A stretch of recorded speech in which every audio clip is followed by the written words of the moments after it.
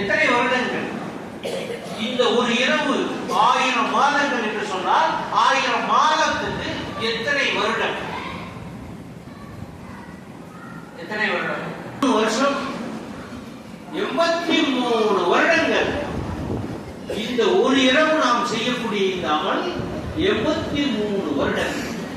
ஒருவேளை என்னை போல 74 வயது 75 வயதை நெருங்கிக் கொண்டிருக்கக்கூடியவர்கள், எங்களுடைய வாழ்க்கையிலே நாம் எத்தனை லைலத்துல் கத்ர் இரவை நாம் சந்தித்திருப்போம்? எங்களுடைய ஸ்டேஜில் இருக்கக்கூடியவர்கள் குறைஞ்சது ஒரு 50-60 வருஷங்களை சந்தித்திருப்போம் லைலத்துல் கத்ர் நோன்புகளை. அப்படி என்றால் அந்த ஒவ்வொரு இரவையும் நாங்கள் இந்த 60 வருடமும் பயன்படுத்தியிருந்தால் நாங்கள் எவ்வளவு வருடங்கள் அல்லாஹ்வை வணங்கிய அமல் செய்த அந்த நன்மையை நாம் பெற்றிருப்போம். ஒரு 50 வருடங்கள் லைலத்துல் கத்ர் இரவை சந்தித்தவர்கள், அதில் அமல் செய்தவர்கள் இருந்தால் மொத்தம் 4166 ஆண்டுகள் அவர்கள் அல்லாஹ்வை வணங்கிய, துதி செய்த, அதனுடைய அமலை செய்த அந்த நன்மையை அவர்கள் பெற்றுக் கொள்ளக்கூடிய அந்த ஒரு வாய்ப்பு. அதனாலதான் இந்த 1000 மாதங்களை விட இந்த ஒரு இரவு சிறப்பானது. இங்க என்ன நடக்குது இந்த இரவில? இது சிறப்பானது. நீங்க செய்யக்கூடியவைகளுக்கு இவ்வளவு நன்மைகள் கிடைக்கின்றன என்பது ஒரு பக்கம் இருக்கு. இங்க என்ன நடக்குது இந்த இரவுல? நாம் எல்லாம் நினைத்துக் கொண்டிருக்கிறோம் அருமை பெரியோர்களே, சகோதரர்களே, ஒரு இரவு என்று சொன்னால் அது மகரிப் வந்தது, அதுக்கு பிறகு இஷா வந்தது, இஷா வந்ததற்கு பிறகு ராத்திரி சாப்பாடு சாப்பிட்டோம், படுத்தோம், தூங்கினோம், ஃபஜ்ர் வந்தது, எழுந்து தொட வந்தோம், விடிந்தது. இதுதான் ஒரு இரவு. ஆனால் இந்த ஒரு இரவில என்ன நடக்குது? விடிய விடிய விடிய என்று சொன்னால் அல்லாஹ் சொல்லி காட்டுகிறான், இதில் மலக்குகளும் அல்லாஹ்வுடைய கட்டளையுடைய பேரில் அந்த மலக்குகளுடைய தலைவராக இருக்கக்கூடிய ஜிப்ரீல் அலைஹிஸ்ஸலாம் அவர்களும் எல்லோரும் ஒன்றாக விடிய விடிய விடிய விடிய இறங்கிக் கொண்டே இருக்கிறார்கள். மலக்குகள் இறங்கிக் கொண்டே இருக்கிறார்கள். அப்படி இறங்கிக் கொண்டே இருக்கக்கூடிய இரவு இந்த இரவு. இந்த ஒரு இரவில வானவர்கள் அல்லாஹ்வுடைய கட்டளையின் பேரில் தங்களுடைய தலைவரான ஜிப்ரீலுடன் தனியாக வந்து ஜிப்ரீலுடன் இறங்கி எதற்காக? வானவர்கள் வந்தார்கள் என்று சொன்னாலே, அவர்கள் மலக்குகள் வந்தார்கள் என்று சொன்னாலே அவர்களை பரக்கத்தை செய்வதற்காகத்தான் அவர்கள் வருகிறார்கள். வீட்டுக்குள்ளே மலக்குகள் வரமாட்டார்கள். சில வீட்டுக்குள்ளே ஏன் என்று சொன்னால் வீட்டிலே உருவப்படம் இருந்தால் வரமாட்டார்கள். வீட்டுக்குள்ளே வேற ஏதாவது கூடாத மார்க்கத்துக்கு கூடாத விஷயங்கள் இருந்தால் மலக்குகள் வரமாட்டார்கள். மலக்குகள் வரக்கூடிய இடம் பரக்கத்தான இடமாக இருக்கும். காரணம் என்னவென்று சொன்னால் அதில் ஒரு வெளிச்சம் உண்டாகும். மலக்குகள் வரக்கூடிய இடம் ஒரு வெளிச்சம், ஒரு பிரைட்னஸ் என்று சொல்வார்களே, அந்த மாதிரி ஒரு வெளிச்சம் உண்டாகும். காரணம், மலக்குகள் நூறால் படைக்கப்பட்டவர்கள், வெளிச்சத்தாலே படைக்கப்பட்டவர்கள். அவர்கள் வரக்கூடிய அப்போ இந்த விடிய விடிய விடிய இந்த இரவு முழுவதும் அவர்கள் இறங்கிக் கொண்டே இருப்பார்கள். அப்படி இறங்கும் போது என்ன செய்கிறார்கள் என்று சொன்னால், உங்களுக்கு ஈடேற்றம் உண்டாகட்டும், அந்த இரவு, அந்த இரவினுடைய அந்த சிறப்பு விடியற் காலை ஃபஜ்ர் வரையிலே நீடிக்கிறது. அவர்கள் சலாம் சொன்னபடியாக வருகிறார். உங்களிடத்திலே சலாம் சொல்லிக் கொண்டே வருகிறார். சலாம் சொல்லிக் கொண்டே வருகிறார் என்று சொன்னால் உங்களுக்கு சாந்தி கிடைக்கட்டும், உங்களுக்கு அமைதி கிடைக்கட்டும், உங்கள் வாழ்க்கையிலே சுபிட்சம் நிலவட்டும், உங்களுடைய வாழ்க்கையிலே நல்ல அமைதியும் அன்பும் உண்டாகட்டும் என்று சொல்லிய வண்ணம் மலக்குகள் இறங்குகிறார்கள் அல்லாஹ்வுடைய கட்டளைப்படி என்று சொன்னால், அருமை பெரியவர்களே, நாம் சிந்திக்க வேண்டும். சலாம் சொல்லியபடி வருகிறார். பெருமானார் ஸல்லல்லாஹு அலைஹி வஸல்லம் அவர்களிடத்தில் கேட்கப்பட்டது, இஸ்லாத்திலேயே சிறந்தது எது என்று கேட்டதற்கு ரசூல் ஸல்லல்லாஹு அலைஹி வஸல்லம் அவர்கள் பதில் சொன்னார்கள், இஸ்லாத்திலேயே மிகச் சிறந்தது எது என்று சொன்னால் அறிந்தவருக்கும் அறியாதவருக்கும் சலாம் சொல்வது. யார் தெரிஞ்சாலும் தெரியாவிட்டாலும் அவர்களுக்கு சலாம் சொல்வதுதான் இஸ்லாத்திலேயே சிறந்தது. அடுத்ததாக என்ன என்று கேட்டபோது பசித்தவர்களுக்கு உணவளிப்பது என்று சொன்னார்கள். அது அப்படி போய்கொண்டே இருக்கும். நோயாளிகளை நலம் விசாரிப்பது, அண்டை வீட்டார்களோடு இணங்கி வாழ்வது என்று போய்கொண்டே இருக்கும். the very first இஸ்லாத்துல முதலாவது விஷயம் சலாம். ஒருவரை பார்த்து ஒருவர் சலாம், தெரிந்தவர்களாக இருந்தாலும் தெரியாதவர்களாக இருந்தாலும் இந்த சலாத்தை, இந்த அமைதியை எடுத்துக்கொண்டு இந்த மலக்குகள் இந்த இரவிலே விடிய விடிய தன்னுடைய தலைவர்களோடு இறங்கிக் கொண்டிருக்கக்கூடிய அந்த ஒரு இரவாக இந்த இரவு இருக்குது. எந்தெந்த வகையில இந்த சிறப்புகள் என்று சொன்னால், அருமையான பெரியோர்களே, குர்ஆன் இறங்கிய இரவு, மலக்குகள் இறங்குகின்ற இரவு, மலக்குகள் வந்து சலாம் சொல்லக்கூடிய இரவு, இது 1000 மாதங்களை விட சிறப்பான அந்த ஒரு இரவிலே இங்கே நாம் அமர்ந்து இதை பற்றி நாம் பேசிக் கொண்டிருக்கிறோம். இந்த வாழ்க்கை, இந்த ஒரு இரவினுடைய இந்த பரக்கத் நம்முடைய வாழ்நாள் முழுவதும் நமக்கு கிடைக்கக்கூடிய ஒரு அம்சமாக இருந்து கொண்டிருக்கிறது. நாம் பார்ப்போம் என்று சொன்னால், படைப்புகளிலே சிலவற்றை அல்லாஹ் சிறப்பாக்கி வைத்திருப்பான். படைப்புகளில நிறைய படைத்திருக்கிறான். அந்த படைப்பிலேயும் சிலவற்றை அல்லாஹ் சுப்ஹானஹு வ தஆலா சிறப்பாக ஆக்கி வைத்திருப்பான். அதுதான் வருடத்துல 2 பெருநாள், அந்த பெருநாளை அல்லாஹ் சிறப்பாக்கி வைத்திருப்பான். ஒரு வருடத்தில் இருக்கக்கூடிய 365 நாள்ல 2 நாள் சிறப்புக்குரியது, அது 2 பெருநாள். மாதங்களிலே 4 மாதங்கள் புனித மாதங்கள் என்று அல்லாஹ் அறிவித்திருக்கிறான். மாதங்களிலே 4 மாதங்களை அல்லாஹ் சிறப்பாக்கி வைத்திருக்கிறான். ஒரு வாரத்திலே ஒரே ஒரு கிழமை, வெள்ளிக்கிழமையை அல்லாஹ் சிறப்பாக ஆக்கி வைத்திருக்கிறான். உலகத்தில் இருக்கக்கூடிய இடங்களிலே எவ்வளவோ இடங்கள், என்னென்னமோ ஊர்கள் இருக்கிறது, அதிலேயும் அல்லாஹ் சுப்ஹானஹு வ தஆலா சிறப்பாக்கி வைத்திருக்கிறான். காபாவை சிறப்பாக்கி வைத்திருக்கிறான், மதீனாவை சிறப்பாக்கி வைத்திருக்கிறான், பைத்துல் முகத்தஸை சிறப்பாக்கி வைத்திருக்கிறான். அல்லாஹ் சுப்ஹானஹு வ தஆலா இடங்களிலே சிறப்பாக்கி இவைகளை வைத்திருக்கிறான். மனித படைப்பிலே அல்லாஹ் சுப்ஹானஹு வ தஆலா நபிமார்களை சிறப்பாக ஆக்கி வைத்திருக்கிறான்.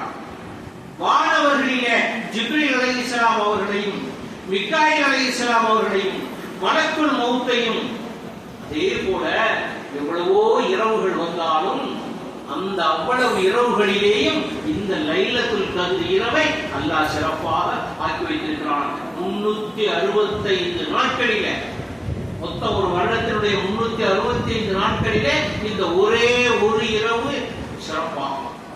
அதே போல துஆ, எவ்வளவு இடத்துல துஆ கேட்போம், எங்கெங்கே துஆ கேட்டாலும் அல்லாஹ் சில இடங்களிலே உள்ள துஆவை அல்லாஹ் உடனே கபூல் செய்வதாக சொல்லுகிறான்.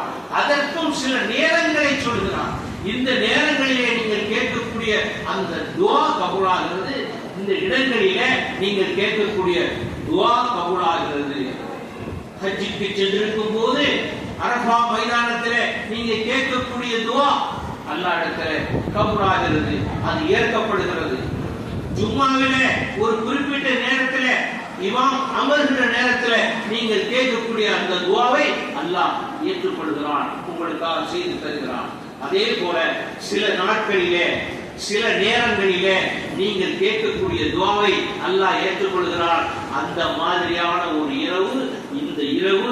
இங்கே நீங்கள் இந்த இரவிலே கேட்கக்கூடிய விஷயத்தை, இந்த லைலத்துல் கத்ர் இரவிலே நீங்கள் கேட்கக்கூடிய விஷயங்களை நீங்கள் அல்லாஹ் இடத்திலே தேடக்கூடிய பாவ மன்னிப்பை அல்லாஹ் சுப்ஹானஹு வ தஆலா ஏற்றுக்கொண்டு உங்களுக்கு என்ன செய்ய வேண்டுமோ உங்களுடைய சொர்க்கத்துக்கான வழியை அல்லாஹ் சுப்ஹானஹு வ தஆலா இந்த இரவினுடைய வரக்கத்தை கொண்டு உங்களுக்கு திறந்து வைத்திருக்கிறான் என்று சொன்னால், இந்த இரவிலே நாம் எப்படி நடந்து கொள்ள வேண்டும் என்பதை நாம் எண்ணி பார்க்க வேண்டும். அவ்வளவு சிறப்புக்குரிய ஒரு இரவாக இந்த இரவு இருக்கிறது என்பதை நாம் எண்ணி பார்க்க வேண்டும். இதை பற்றிய முன்னறிவிப்பு ஏற்கனவே வந்தது. எப்படிப்பட்ட முன்னறிவிப்பு என்று சொன்னால், பெருமானார் ஸல்லல்லாஹு அலைஹி வஸல்லம் அவர்கள் கூறியதாக சல்மான் ஃபார்ஸி ரலியல்லாஹு அன்ஹு அவர்கள் அறிவிக்கிறார்கள்.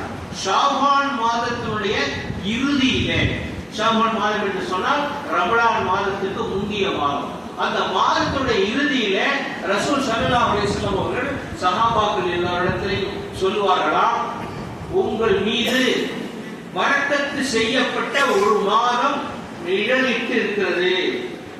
அருமை தோழர்களே, சகோதரர்களே, உங்கள் மீது வழக்கத்து செய்யப்பட்ட ஒரு மாதம் வர இருக்கிறது. அது நிழல், அதனுடைய ஷேடோ வந்துவிட்டது. அதுல என்ன விஷயம் என்று சொன்னால், அந்த மாதத்திலே தான் ரசூலுல்லாஹ்வுடைய ஹதீஸ் பைஹகியிலே பதிவாகியிருக்கிறது. 3வது ஹதீஸாக 305வது பக்கத்தில் இருக்கக்கூடிய ஹதீஸாக இருக்கிறது. அதை சல்மான் பார்சி ரலியல்லாஹு அன்ஹு அறிவிக்கிறார்கள். இந்த மாதத்திலே தான் 1000 மாதங்களை விடவும் சிறந்த அந்த லைலத்துல் கத்ர் என்று சொல்லக்கூடிய அந்த இரவு இருக்கிறது. இந்த மாதத்திலே நீங்கள் நோன்பு நோற்பதை அல்லாஹ் உங்களுக்கு கடமையாகவும் நின்று வணங்குவதை சுன்னத்தாகவும் ஆக்கி வைத்திருக்கிறான். ஒரு ஃபர்லை நீங்கள் நிறைவு செய்தால் நீங்கள் ஒரு அடிமையை விடுதலை செய்த நன்மை உங்களுக்கு கிடைக்கும். மற்ற மாதங்களில் 70 ஃபர்லுகளை நிறைவேற்றியவராக நீங்கள் ஆவீர்கள். மூமின்களினுடைய இரணத்தை அல்லாஹ் விஸ்தீர்ணமாக ஆக்கக்கூடிய இந்த ஒரு சூழல். ஆக இந்த மாதிரியான ஒரு விஷயம். அதே நேரத்தில் இந்த இரவு இப்போது நாம் பேசிக் கொண்டிருக்கக்கூடிய இந்த விஷயங்கள் மிக நீண்ட சொற்பொழிவுக்கு உரிய இரவு அல்ல. இன்னும் அமல்கள் நிறைய செய்ய வேண்டிய ஒரு இரவு. நீண்ட நேரம் பேசிக் கொண்டிருப்பதனாலே ஒன்றும் பெரிய புண்ணியம் வந்துவிடப் போறது இல்லை. இது இபாதத்துக்குரிய இரவு, இபாதத்து செய்யக்கூடிய இரவு. இதை பற்றி சிறப்புகளை பற்றியோ மற்ற வரலாறுகளை பற்றியோ அதை பற்றி இதை பற்றி நாம் பேசிக் கொண்டிருப்பதை விட அந்த இபாதத்துகளிலே ஈடுபட வேண்டும். இபாதத்துகள் திக்ர் செய்வது, குர்ஆனை எடுத்து ஓதுவது, அதற்காக நாம் பாவ மன்னிப்புகளை கேட்பது. நாம் வாழ்க்கையிலே பாவங்கள் எவ்வளவோ செய்து கொண்டிருப்போம். நம்மை அறிந்தும் செய்வோம், அறியாமல் செய்வோம். நன்றாக எண்ணி பார்த்துக் கொள்ள வேண்டும். மனிதன் எப்படி படைக்கப்பட்டிருக்கிறான் என்று சொன்னால், பாவம் செய்யக்கூடிய இயல்போடுதான் மனிதன் படைக்கப்பட்டிருக்கிறான்.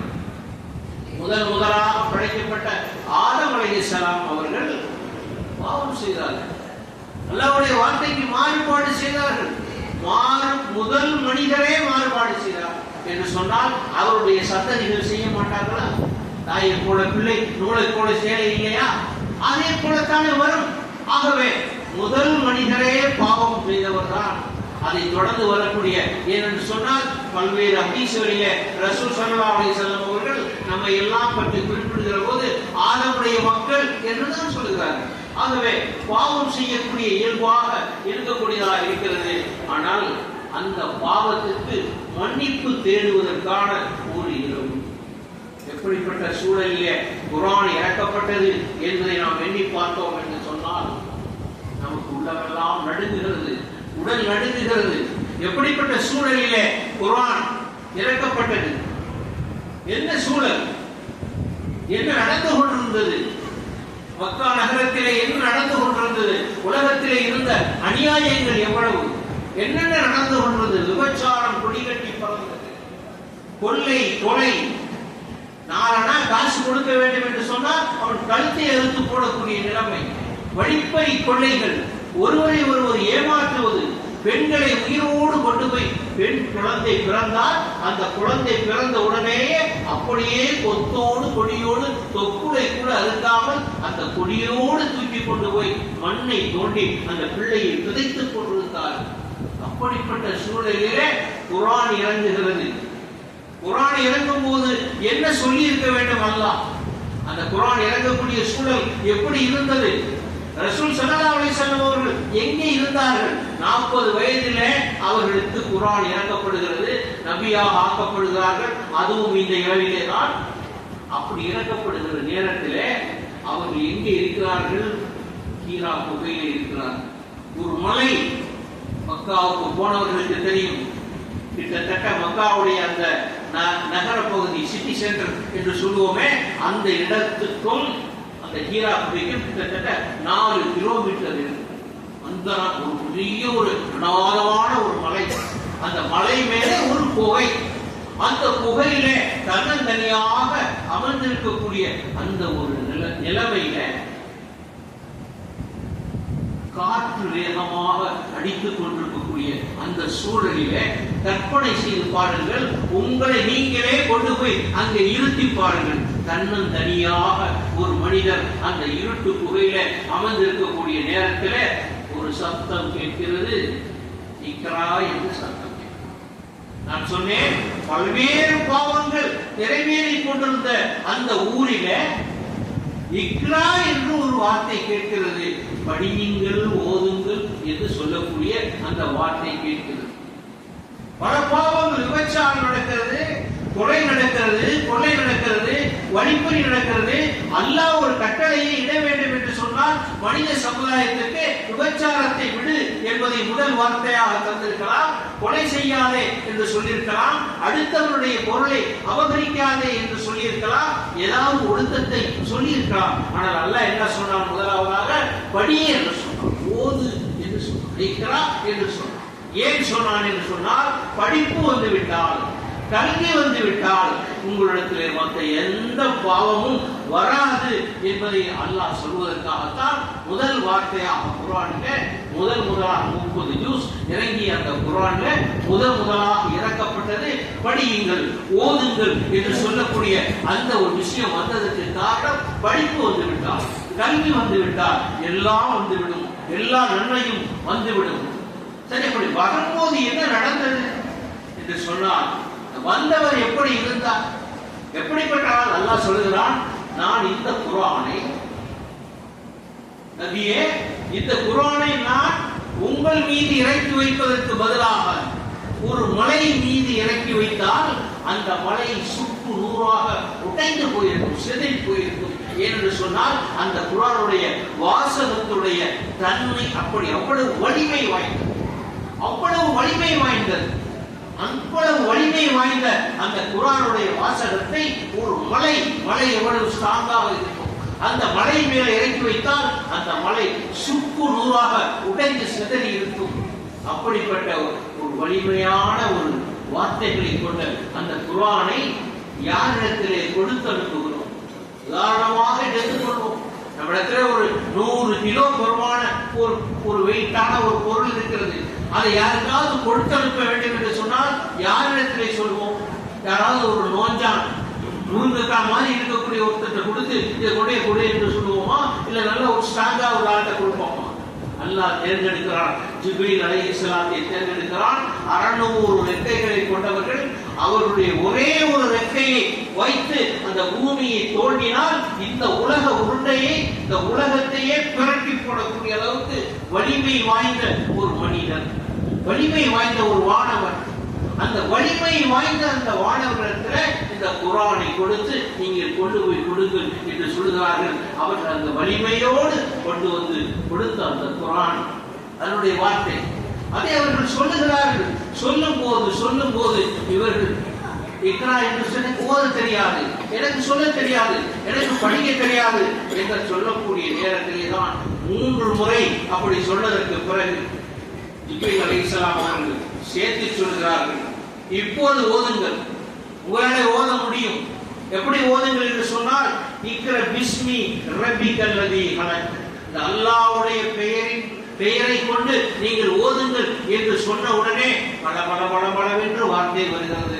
ரசூல் ஸல்லல்லாஹு அலைஹி வஸல்லம் அவர்கள் யார் ஓத தெரியாது, படிக்க தெரியாது என்று சொன்னார்களோ அவர்களுடைய வாயிலே இருந்து அல்லாஹ்வுடைய பெயரை கொண்டு ஓது என்று சொன்ன உடனே, பிஸ்மி சொல்லி ஓதுங்கள் என்று சொன்ன உடனே அது ஓத வருகிறது என்று சொன்னால் அதனுடைய சக்தி எந்த அளவு, அந்த ஈராக் குகையினுடைய அமைப்பு எப்படி இருந்தது, அவ்வளவு மோசமாக இருந்தது. அப்படி இருந்து அந்த மனிதரை பார்த்த உடனே, அவருடைய உருவத்தை பார்த்த உடனே, அந்த வார்த்தைகளை பார்த்த உடனே சரியான குளிர் நேரம். மக்காவிலே, சவுதி அரேபியாவிலே வசித்தவர்களுக்கு தெரியும் அங்கே குளிர்காலம் எப்படி இருக்கும் என்று. ஊசி வைத்து குத்துவதை போன்ற குளிர் இந்த வார்த்தை இறங்குகிறது. அந்த வார்த்தை எடுக்கின்ற அந்த நேரத்திலே அந்த குர்ஆனுடைய வாசகங்களை, அந்த 5 வசனங்களையும் கேட்ட உடனேயே ரசூல் ஸல்லல்லாஹு அலைஹி வஸல்லம் அவர்களுக்கு அவ்வளவு குளிர்லையும் வேர்த்து ஊத்துகிறது, உடல் நடுங்குகிறது. உடனே ஓடி அங்கிருந்து கிளம்பி நேராக 4 கிலோமீட்டர் என்று சொன்னேன், நேராக வீட்டுக்கு தன்னுடைய மனைவி இடத்திலே வருகிறார். நடுக்குகிறது உடலெல்லாம். அல்லாஹ்வுடைய தூதருக்கு உடலெல்லாம் நடுக்குகிறது.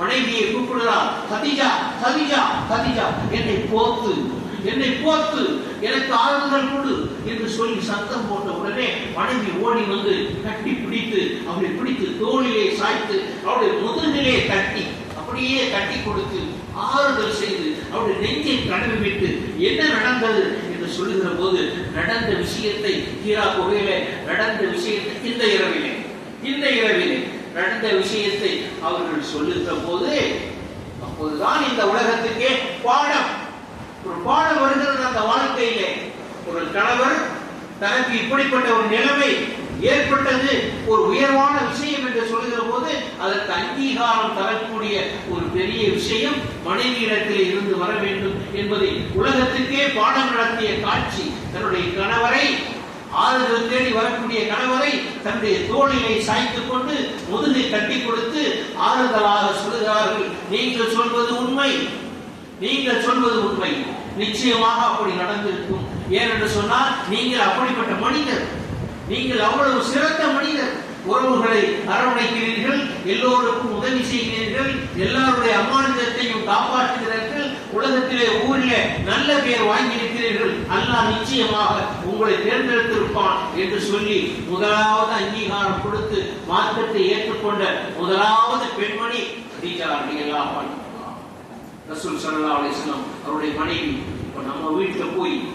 நம்ம வீட்டில் நம்ம மனைவி இந்த உலகத்தில் போய் ஏதாவது ஒரு அதிசயமான ஒரு விஷயம் நமக்கு கிடைத்தது என்று நீங்கள் நான் பாதையில வந்துட்டே இருந்தேன், கீழே நல்ல அழகான ஒரு கல்லு கிடைச்சிச்சு, ரத்தின கல்லு, இதை பாரு என்ன கொடுத்தா மனைவி என்ன செய்வாங்க, வாங்கி பாரு, உங்களுக்கு கிடைச்சிச்சு, உங்களுக்கு கிடைக்க போகுது, கல்லு கிடைச்சிச்சா அதை கொண்டுட்டு வந்து ஆகலாம் அப்படின்னு சொல்லி தூக்கி வீசக்கூடியவர்களை நாம் பார்க்கிறோம், வாழ்க்கையில பார்க்கிறோம், இந்த உலகத்தில் நடக்கக்கூடிய விஷயம். ஆனால் அல்லாஹ்வுக்கே நான் தூதராக ஆகிவிட்டேன், எனக்கு அல்லாஹ் குர்ஆனை இறக்கினான், இந்த ஹீரா குகையிலிருந்து நான் வந்திருக்கிறேன் என்று சொன்ன அந்த கணவரை உடனே அங்கீகரித்தார் அல்லவா ஒரு மனைவி.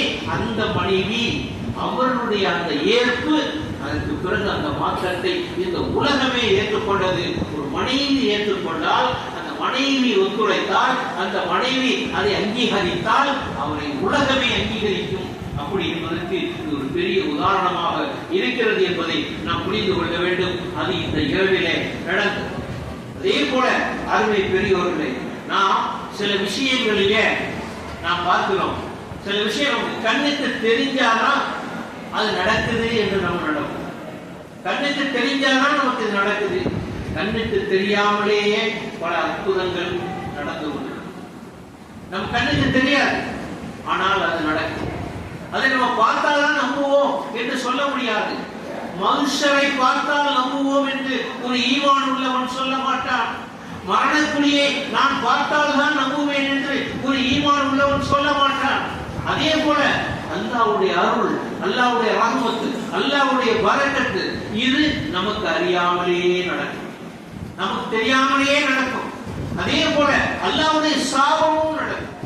ரெண்டுமே நடக்கும். அது கண்ணுக்கு தெரியாது. கண்ணுக்கு தெரிந்ததைத்தான் நான் நம்புவோம். உலகத்துக்கு தெரியும், மெஹராஜ் தெரியாது, மனுஷர் தெரியாது, பூங்காக்கள், கடற்கரைகள் நமக்கு தெரியும். நான் பார்க்கிறோம் உலகத்துல அருமையான பூங்கா விருந்தாவனம், பெங்களூர்ல விருந்தாவனம், மைசூர்ல விருந்தாவனம், அருமையான தோட்டம், சிம்லாவிலே தோட்டம், குழுகுழு தோட்டம் என்றெல்லாம் நாம் கண்ணாலே பார்த்து நம்புகிறோம். ஆனால் அல்லாஹ் சொல்லுகிறான், சதா சர்வ காலமும் நீர் ஊற்றுகள் ஓடிக்கொண்டே இருக்கக்கூடிய ஆறுகளை நாம் இங்கே வைத்திருக்கிறோம், அருமையான சுவன பூஞ்சோலை உங்களுக்கு உருவாக்கி வைத்திருக்கிறோம் என்று அல்லாஹ் சொல்வதை நாம் நம்ப வேண்டும் என்பதுதான் நம்முடைய ஈமானுடைய வழி. இப்ப பார்க்கிறோம், இன்னைக்கு நீங்கள் கண்ணாலை பார்ப்பதை மட்டும்தான் நீங்கள் நம்ப முடியும். கண்ணாலை பார்க்காத விஷயத்தை உங்களாலே நம்ப முடியாது. இன்னைக்கு நான் இங்க உட்கார்ந்து பயான் பண்ணி கொண்டிருக்கிறேன், நீங்கள் கண்ணாலை பார்க்கிறீர்கள். அங்கே பார்த்தோம் என்று சொன்னால், இன்றைக்கு இந்த புனிதமான இரவில இங்கே வரக்கூடியவர்களுக்கு எல்லோருக்கும் அங்கே உணவு தயாரித்துக் கொண்டிருக்கிறார்கள். அந்த தயாரிப்பிலே பலர் தங்களுடைய உழைப்பையும் பணத்தையும் ஈடுபடுத்திக் கொண்டிருக்கிறார்கள். அங்கே வேலை நடந்து கொண்டிருக்கிறது. அதை பார்த்தோம், சாப்பாடு தயாராகிறது. இங்கே ஒருவர் உட்கார்ந்து பயம் பண்ணி கொண்டிருக்கிறார். இதை நம்புகிறோம். ஆனால் இதற்கு பின்னாலே இந்த வயசுல இத்தனை மணி நேரத்துக்கு பிறகு இங்கே உட்கார்ந்து நான் பயான் பண்ணி கொண்டிருக்கிறேன் என்று சொன்னால், என்னை வரவழைத்தவர்களுக்கும், இதற்காக பாடுபட்டவர்களுக்கும், இதற்காக ஏற்பாடு செய்த நம்முடைய கண்ணியமிக்க நம்முடைய இமாம் அவர்களுக்கும் அல்லாஹ் அவனுடைய அருளை நாம் கண்ணுக்கு தெரியாத அளவுக்கு அவர்களுக்கு வாரி வழங்கிக் கொண்டே இருக்கிறான். அது நமக்கு தெரியாது. அதே மாதிரி நமக்கு உணவு தயாரித்துக் கொண்டிருக்கிறார்களே, அவர்களுக்கும் அவர்களுடைய வியாபாரத்திலும் அவருடைய செல்வத்திலும் அல்லாஹ் சுப்ஹானஹு வ தஆலா வரக்கத்தை வழங்கிக் கொண்டிருப்பான். அது நம்ம கண்ணுக்கு தெரியாது. அதைத்தான் நம்ம அதே மாதிரி தான் இந்த அருள், இந்த அல்லாஹ்வுடைய அந்த கருணை, அல்லாஹ்வுடைய ரஹ்மத் என்று சொல்லக்கூடியது நம்முடைய கண்ணுக்கு தெரியாது, ஆனாலும் நடந்து கொண்டே இருக்கும். அந்த கண்ணுக்கு தெரியாத விஷயத்தை நம்புவதிலே தான் ஈமானுடைய வலிமை இருக்கிறது. நரகம் சொர்க்கம் என்று சொல்லப்படுகிறது. நரகம் சொல்லப்படுகிறது, சொர்க்கம் சொல்லப்படுகிறது. யாரும் பார்த்தது இல்லை, ஆனாலும் நாம் என்ன செய்கிறோம்? நாம் அதை நம்புகிறோம். அதுதான் நம்முடைய ஈமானுடைய வலிமை. நம்முடைய ஈமானுடைய அது ஒரு அங்கம். நாம் மறுமையை நம்ப வேண்டும், நரகத்தையும் சொர்க்கத்தையும் நம்ப வேண்டும், அல்லாஹ்வுடைய தண்டனையை நம்ப வேண்டும். அப்போதுதான் இந்த உலக வாழ்க்கையில நம்ம ஒழுங்காக நடக்க முடியும் என்பது அங்கே இருந்து கொண்டிருக்கிறது.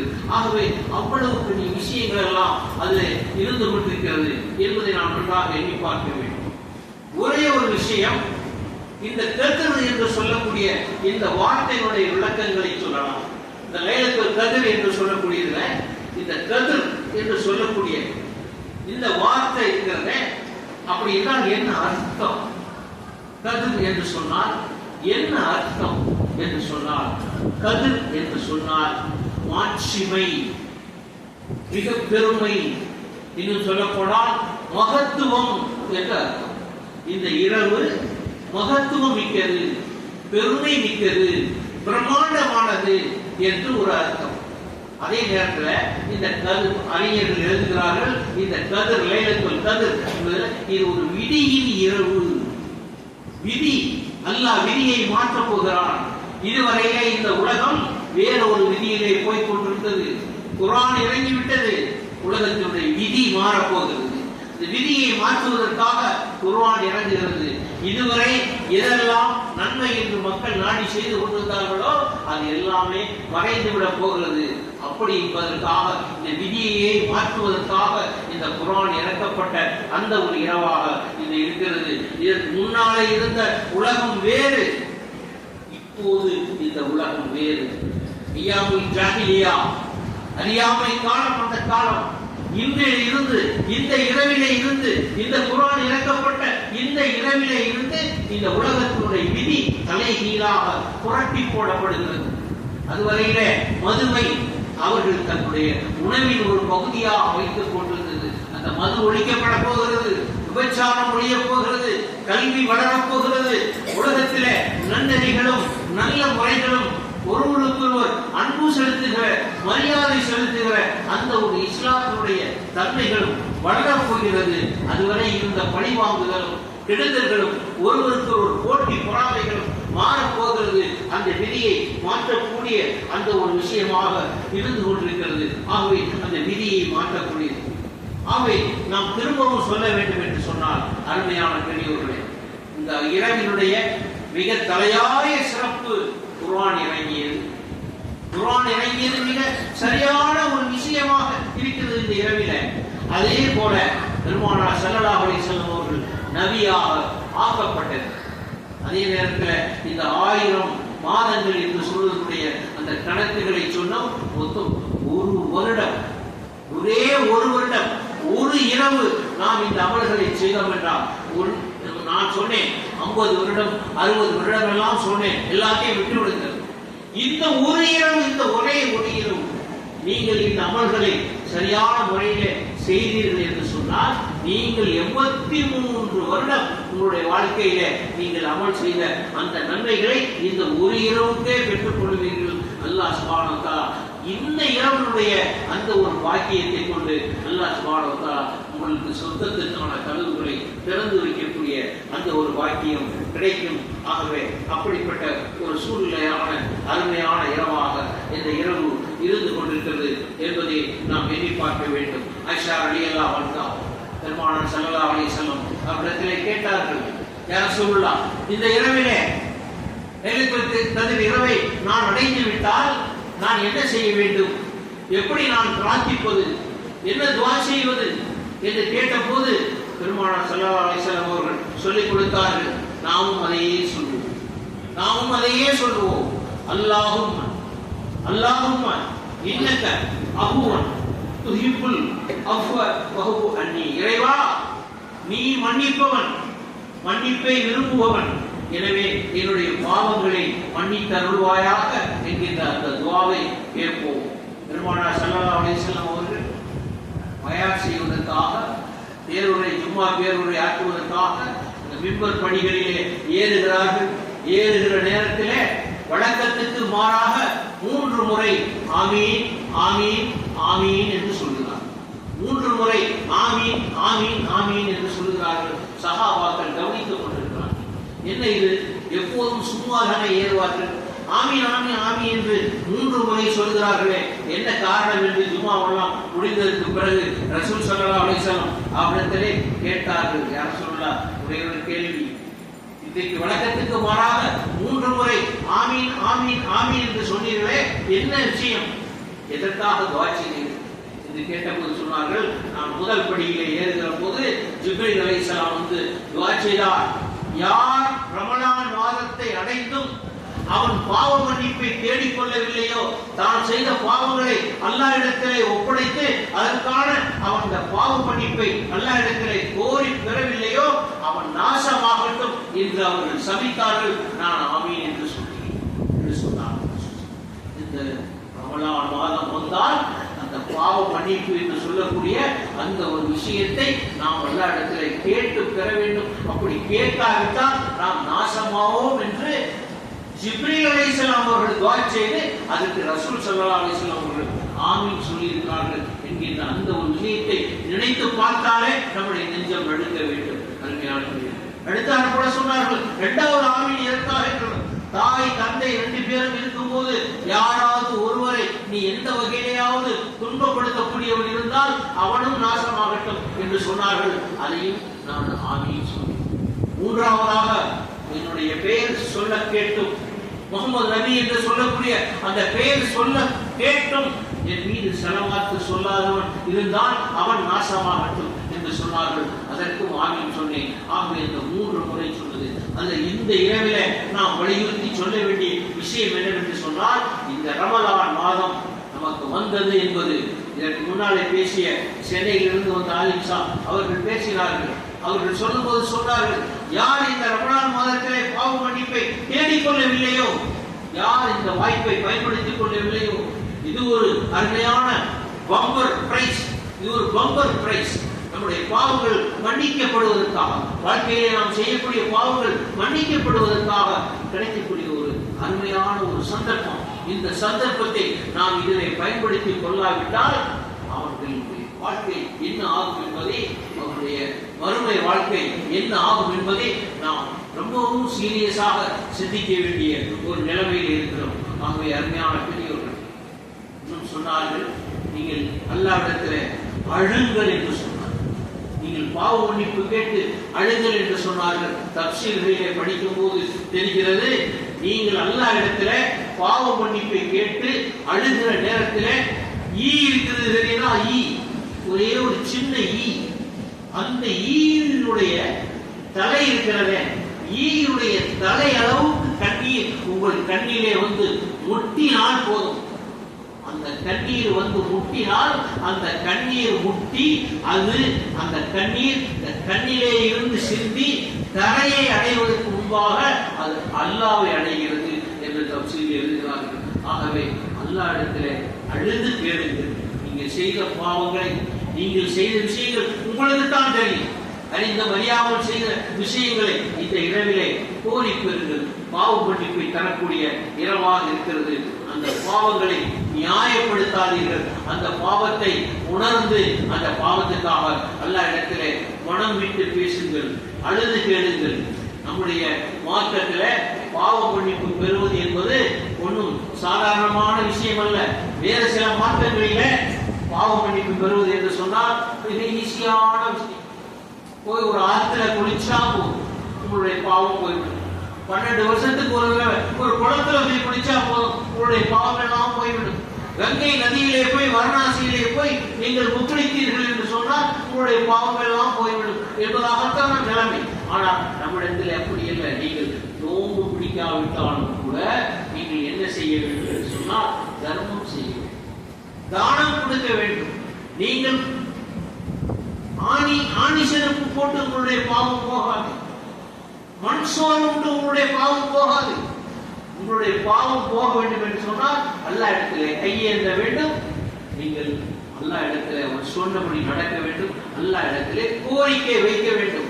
அந்த ரப்பிடத்துல கேட்க அல்லாஹ்தான் தொழும் போது எத்தனை முறை ரப்பு ரப்பு ரப்பு என்று சொல்லுகிறோமே, ஒவ்வொரு சமயத்திலையும் தொழும் போது எத்தனை முறை எத்தனை ரக்காத்து தொழுகிறோமோ அத்தனை ரக்காத்திலையும் ரப்பு ரப்பனாலக்கலம் சொல்லுகிறோம். ரப்பில் அலீம் ரப்பிக ஃபிர்லி ரப்பில் அலா என்று அல்லாஹ் இடத்திலே ரப்பு ரப்பு ரப்பு என்று நீங்கள் கேட்க கேட்க கேட்க அல்லாஹ் உங்களுடைய தொழுகையை ஏற்றுக்கொள்வான், உங்களுடைய பாவங்களை மன்னித்துக் கொள்வான். வாசல்களை திறந்திருக்கிறது. ஆகவே அந்த ஈயின் தலையளவு தண்ணீர் வந்தால் கூட அந்த பாவ மன்னிப்பு உங்களுக்கு கிடைக்கும் என்பதை நீங்கள் நன்றாக எண்ணிக்கொள்ள வேண்டும். என்று சொல்லிவிட்டேன். ஒரே ஒரு சம்பவத்தை நாம் சொல்ல வேண்டும். துவா செய்ய வேண்டும், பல விஷயங்களுக்காக துவா செய்ய வேண்டும். அந்த துவாவை அல்லாஹ் கபூலாக்குகிறான். மூசா அலைஹிஸ்ஸலாமுடைய வரலாற்றிலே ஒரு சம்பவம் சொல்லி காட்டப்படுகிறது.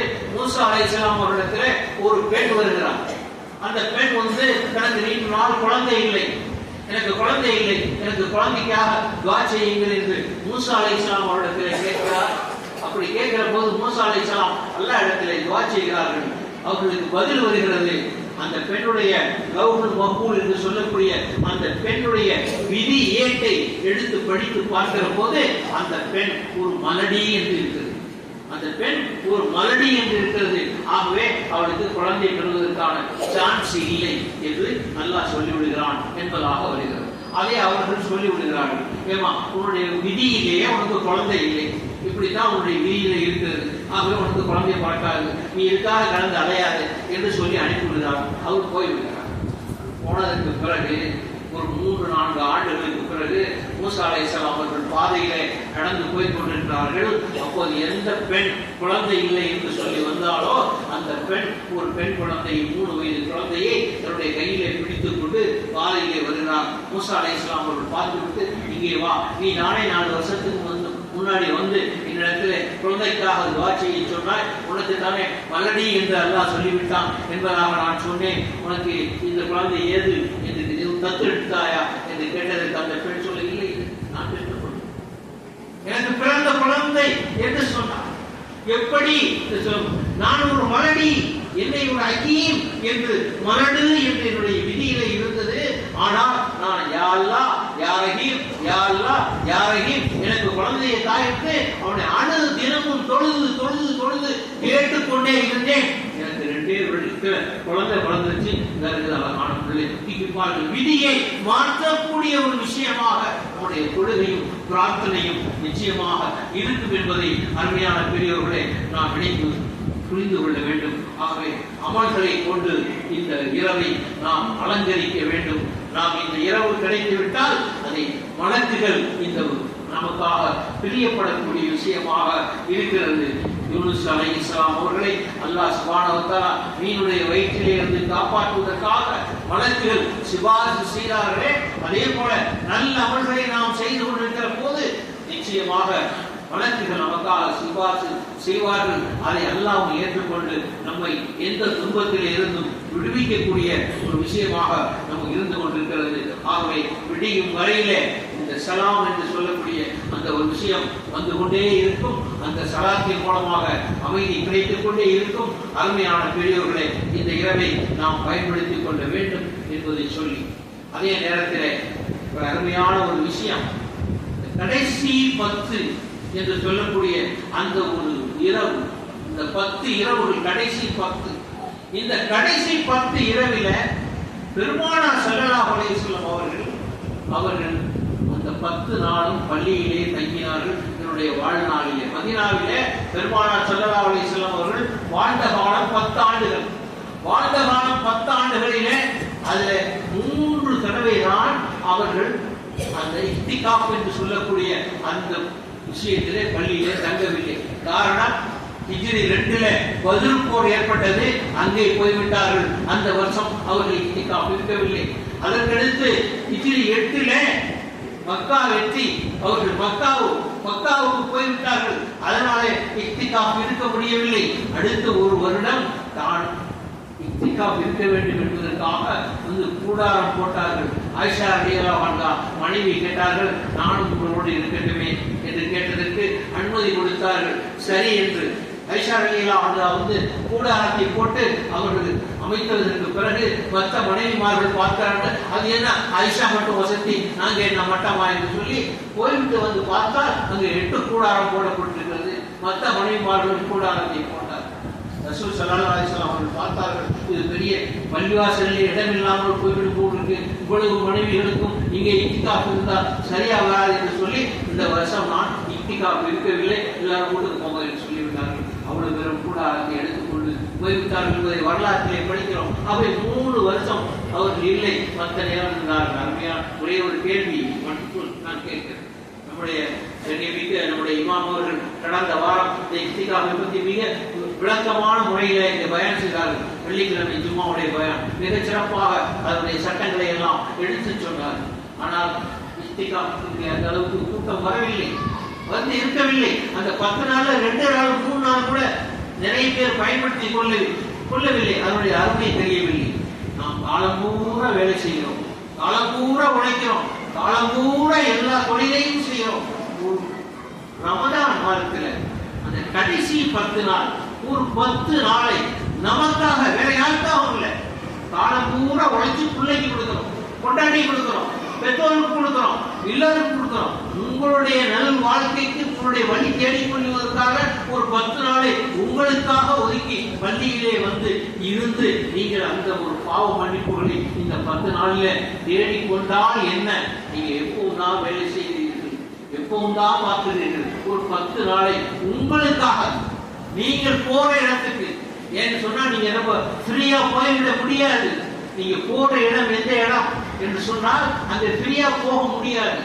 எப்படி நீங்க ஹஜ்ஜுக்கு போறோம், ஹஜ்ஜுக்கு போனா அங்க நமக்கு பாஸ்போர்ட் வாங்கி எல்லாரும் போட்டாவையும் பார்ப்பான், எல்லாருடைய ஃபிங்கர் பிரிண்டையும் பார்ப்பான். எவ்வளவு பெரிய கூட்டம் வந்தாலும் அவ்வளவு பேரையும் எல்லா டாக்குமெண்ட்லாம் சரியா இருந்தாலும் உள்ள ஏர்போர்ட்டுக்குள்ள வெளியே வருவோம், இல்லைன்னா விட மாட்டோம். அதே மாதிரியா அல்லாஹ் நாளை நீங்கள் மஹ்ஷர்ல போகும்போது உங்களுடைய பாவ புண்ணியங்களை எல்லாவற்றையும் உங்களுடைய இயற்கைகள்லாம் பார்த்து அவ்வளவையும் பார்த்து அதுக்கு பிறகு சரியா இருந்தா சொர்க்கத்துக்கு போ, இல்லைன்னா நேரா நரகத்துக்கு போ. முகம் குப்பை தள்ளி கொண்டு போய் நரகத்திலே தள்ளி விடுவான். நான் ஏற்கனவே சொன்ன மாதிரி நாம் கண்ணாலே காணாததா இருந்தாலும் அது நடக்கும், நிச்சயமாக வாழ்க்கையில் நடக்கும். இப்படி நடக்காத அளவுக்கு காப்பாற்றிக் கொள்ள வேண்டும் என்று சொன்னார். நரகத்திலே இருந்து விடுதலை பெற வேண்டும் என்று சொன்னார். இது போன்ற நல்ல காரியங்களை பயன்படுத்திக் கொள்வதற்காக இந்த ரமதான் இன்றைக்கு நம்மிடத்திலே பிடித்திருக்கிறது. நானெல்லாம் பல காலம் வெளிநாடுகளிலே இருந்தவன். ஒவ்வொரு வருடமும் நாம் நினைப்பது உண்டு, அடுத்த ரமதான் நமக்கு கிடைக்குமா, அடுத்த வருடம் நமக்கு கிடைக்குமா. கடந்த வருடம் இதே மாதிரி ஒரு பயான் செய்யும் போது அடுத்த வருடமும் நாம் பேச முடியுமா என்று எண்ணி பயந்த காலங்கள் உண்டு. ஆனால் இன்றைக்கு அந்த அருளை எனக்கு தந்திருக்கலாம். அதே போல அருமை பெரியவர்களே, நீங்களும் எல்லோரும் அடுத்த வருடமும் இந்த ரமலானிலே இருக்க வேண்டும், இந்த ரமலானை அனுபவிக்க வேண்டும். அப்படிப்பட்ட நேரத்தில் நீங்கள் செய்த பாவங்களுக்காக நீங்களும் மன்னிப்பு கேட்க வேண்டும், நானும் மன்னிப்பு கேட்க வேண்டும். அல்லாஹ் சுப்ஹானஹு வ தஆலாவை நாம் சந்திக்கிற போது அல்லாஹ்வுடைய அந்த கேள்வி இடத்திற்கு நாம் பதில் சொல்வதற்கு முழு தகுதி பெற்றவர்களாக நம்மை ஆக்கிக் கொள்ள வேண்டும் என்று சொன்னால் அது இந்த மாதமும் இந்த இரவும் இந்த ரமலானும் தான் நமக்கு கை கொடுக்கும், அதுதான் நமக்கு நிச்சயமாக உதவும் என்பதை கூறி இந்த வாய்ப்பை தந்த அனைவருக்கும் என்னுடைய அன்பான சலாத்தை சொல்லி நான் விடைபெற்றுக் கொள்கிறேன். அஸ்ஸலாமு அலைக்கும் வரஹ்மத்துல்லாஹி வ பரகாத்துஹு.